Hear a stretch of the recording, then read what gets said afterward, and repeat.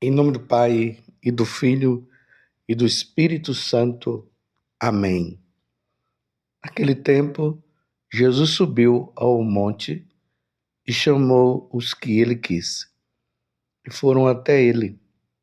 Então, Jesus designou 12 para que ficassem com ele e para enviá-los a pregar com autoridade para expulsar os demônios.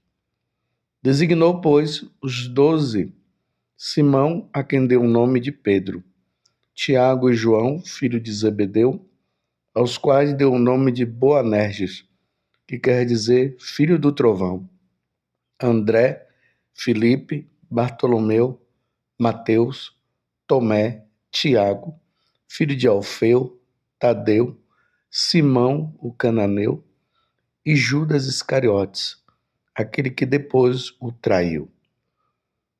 Palavra da salvação. Glória a vós, Senhor. Meus irmãos e minhas irmãs, hoje a igreja celebra a memória de São Francisco de Sales, bispo e doutor da igreja.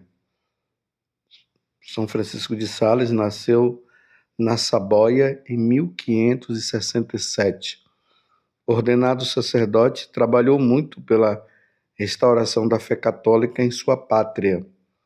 Eleito bispo de Genebra, mostrou-se um verdadeiro pastor de seu clero e de seus fiéis, instruindo-os com seus escritos e obras, tornando-se modelo para todos. Morreu em Lyon, a 28 de dezembro de 1622, mas foi sepultado definitivamente em Annecy, a 24 de janeiro do ano seguinte. Que São Francisco de Sales interceda por nós, ele que é muito conhecido com aquele livro Filoteia. Se você não adquiriu, seria bom que você adquirisse esse livro, porque ele ensina-nos muito na questão da vida cristã, nos ensina a como viver uma vida com Deus. E também tem um outro livro que se chama O Tratado do Amor de Deus. Duas grandes obras que São Francisco de Sales deixou para a igreja. Ele fundou também a congregação das Visitandinas, que tem como fundadora ou cooperadora com ele Santa Joana de Chantal. O evangelho de hoje está no capítulo 3, do versículo 13 até o 19. Hoje nós nos deparamos com Jesus escolhendo os 12, aqueles homens que ficariam no lugar dele. Durante esses dias nós vimos aí Jesus escolhendo Pedro e André, Tiago e João, que estavam pescando. Agora, no capítulo 3 do Evangelho de São Mateus, como eu já falei, Jesus, diante dos 72 discípulos, porque é muito importante sabermos disso. Jesus tinha 72 discípulos que estavam com ele. Agora, dentre esses 72, ele escolheu 12. Os 12 que iriam acompanhá-lo. Ou melhor, aqueles que iriam pregar o evangelho logo após a sua morte, ressurreição e subida aos céus. Eram eles que iriam dar continuidade a todos os ensinamentos que Jesus havia deixado por meio deles. É eles que iriam expulsar os demônios, eram eles que iriam pregar a boa nova, eram eles que iriam celebrar a Santa Missa, eram eles que iriam introduzir o sacramento da penitência, concedendo o perdão dos pecados. em nome de nosso Senhor Jesus Cristo. É eles que iriam ficar à frente da igreja. E aqui está a lista desses 12 homens que aprenderam tudo com Jesus.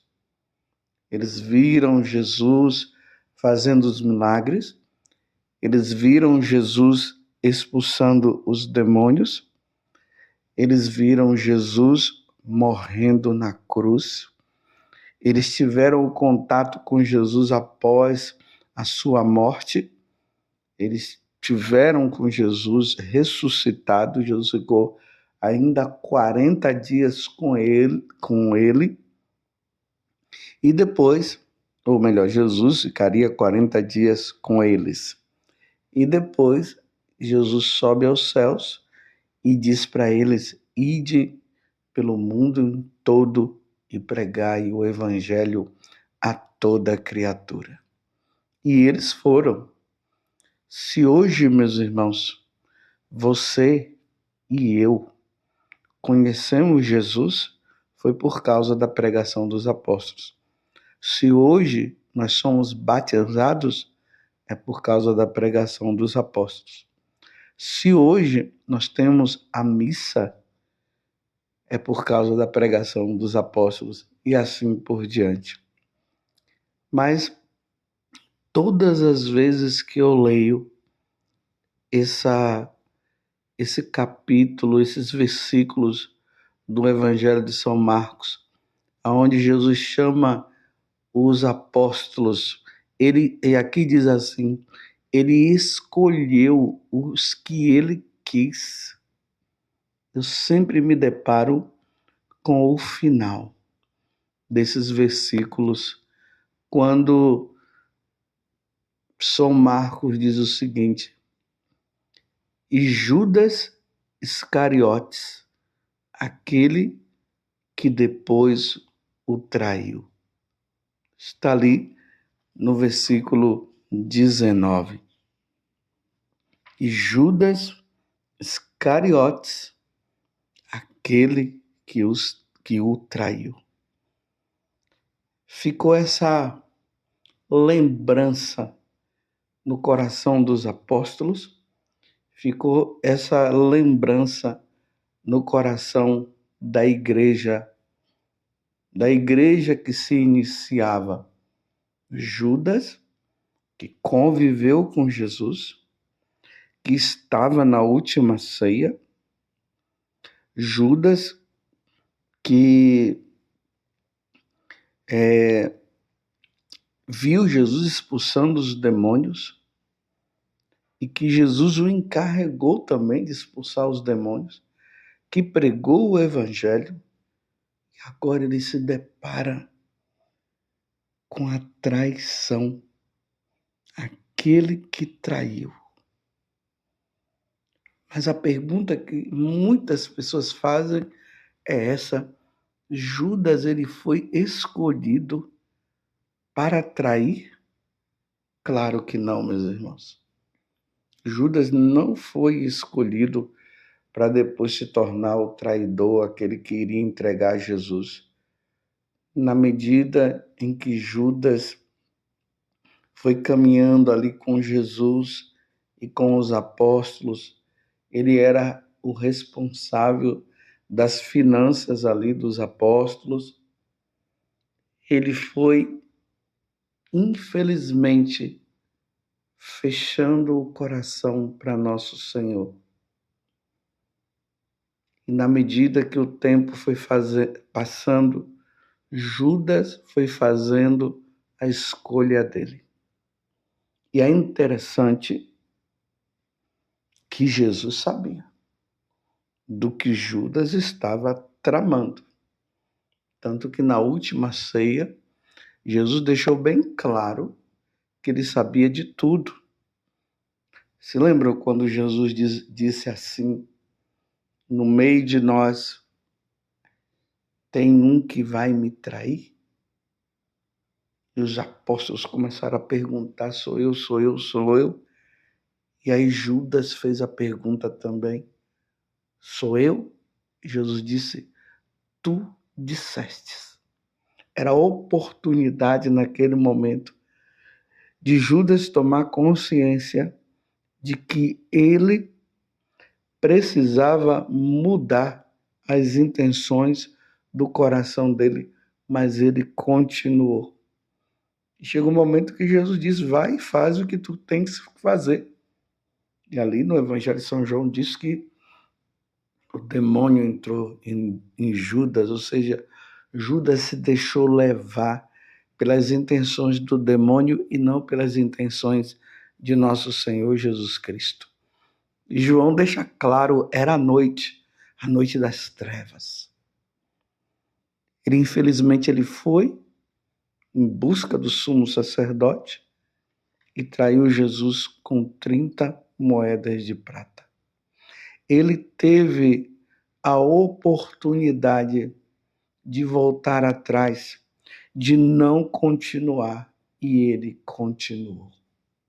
Nós ficamos, às vezes, muito impressionados com essa questão de Judas. Muito nos impressiona esse mistério. Até mesmo ali na Semana Santa, tem até aquela questão lá que o povo costuma fazer um boneco lá simbolizando Judas e queima Judas e faz aquele monte de coisa porque ninguém aceita o que Judas fez. É claro que nós não podemos aceitar. E chegar ao ponto dramático dele se matar, se suicidar.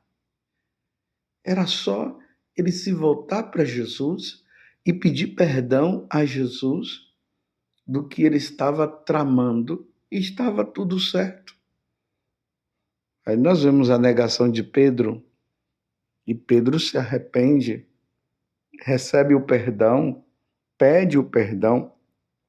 Judas não. Diante do remorso dele, ele entrou no desespero e foi lá e se matou. Acabou se suicidando. Ele tinha tudo para receber o perdão de Deus. Mas eu repito mais uma vez, ficamos assim admirados com a situação de Judas e até nós dizemos assim, mas como Judas não deveria ter feito isso? Ele não deveria ter feito isso, realmente. E nós continuamos a dizer, e Judas não deveria ter feito isso, uma vez que ele convivia com Jesus. Só que a traição de Judas, meus irmãos, ela se multiplica dentro da própria igreja, por parte dos fiéis, por parte da hierarquia da igreja. Aqui eu coloco bispos, sacerdote como eu, os diáconos, até o Papa. A gente vê na história da igreja, né? Quantos papas, quantos bispos, quantos sacerdotes, quantos diáconos, quantos fiéis que traíram Jesus. E eu pergunto para você, você já traiu Jesus? Padre José Augusto, você já traiu Jesus? É lamentável, meus irmãos, mas eu posso dizer que eu já traí Jesus muitas vezes. Graças a Deus existe o sacramento da confissão. Graças a Deus existe o arrependimento da minha parte. Mas eu pergunto para você, você já traiu Jesus? Você já traiu Deus com seus atos? Claro, eu repito, temos a graça da confissão.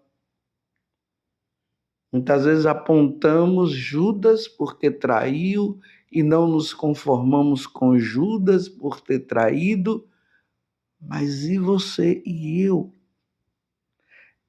Era para nós sermos fiéis ao nosso Deus. Como diz lá no capítulo 9 do livro de Daniel, o nosso rosto se cora de vergonha diante de tantos pecados que nós cometemos. Quando nós morrermos, meus irmãos, o que será que vai ser escrito ou o que ficará na memória do povo de Deus em relação à minha pessoa e à sua? Será que vai ser essa também? José Augusto, o traidor? Porque foi isso que ficou na memória dos apóstolos e dos primeiros cristãos em relação a Judas. Judas Iscariotes. Então, aqui coloca Iscariotes, justamente para diferenciar de Judas Tadeu. Então, Judas Iscariotes, o traidor. Hoje nós estamos comemorando a memória de São Francisco de Sales. As memórias são boas em relação a São Francisco de Sales. Aquele homem que era nervoso e tudo, e ele conseguiu, com a graça de Deus, cooperando com a graça e lutando, ele conseguiu superar aquele nervosismo que ele tinha, tanto que se fala na tradição que ele esfregava os dedos embaixo da mesa e ficou a marca dos dedos dele. E ele ficou conhecido como o santo da mansidão. Veja só o que ficou na memória do povo, o santo da mansidão. Quando nós vamos vendo os outros santos, por exemplo, a gente vê Nossa Senhora, a mãe de nosso Senhor Jesus Cristo, a mãe de Deus. São José, o justo. Olha o que ficou na memória. E assim todos os santos.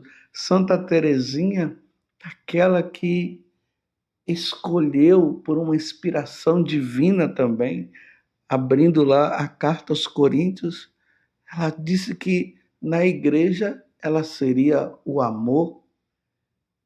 Santa Teresinha, da espiritualidade das pequenas coisas. Olha o que ficou na memória em relação a Santa Teresinha. E mais uma vez eu pergunto, meu irmão e minha irmã, o que ficará na memória do povo em relação a nós? Vamos levar uma vida santa. Vamos pedir a Deus a graça da santidade. Vamos pedir a Deus a graça de sermos santos e que a nossa vida ela seja um transbordar de alegria e de amor a Deus. Santo Inácio de Loyola, o que ficou de lembrança dele? O santo do discernimento. Olha só, meus irmãos, que Deus nos dê a graça. Antes mesmo de nós apontarmos o erro dos outros, nós olharmos para nós e pedirmos a Deus a graça da santidade. Que ficou na memória do povo em relação ao Padre Pio, aquelas chagas, aquele homem que celebrava a missa com muita devoção. Que ficou na memória de todo o povo em relação a São João Maria Vianney, levava horas e mais horas atendendo confissões e se tornou um grande pregador, um homem muito simples, mas de uma sabedoria muito grande. Que ficou na memória do povo em relação a Santa Teresa d'Ávila, as moradas. O que ficou na memória do povo em relação a São João Paulo II, aquele homem que andou pelo mundo levando a boa nova, grande missionário. E eu pergunto mais uma vez, o que ficará no coração do povo em relação à nossa memória? O que as pessoas do futuro irão dizer em relação a nós? Espero que fique na memória do povo tanto referente à minha pessoa como à sua pessoa também. Um homem de Deus, uma mulher de Deus, aquele que venceu o céu, porque o meu lugar, o nosso lugar é o céu. Que Nossa Senhora nos ajude nesse caminhar nosso, para que a memória que fique nossa seja uma memória boa e não essa memória lamentável que ficou em relação a Judas, o traidor. Louvado seja nosso Senhor Jesus Cristo, para sempre seja louvado, e a sua mãe Maria Santíssima, e desça sobre você a bênção de Deus Todo-Poderoso, Pai, Filho e Espírito Santo. Amém. Vamos ser santos.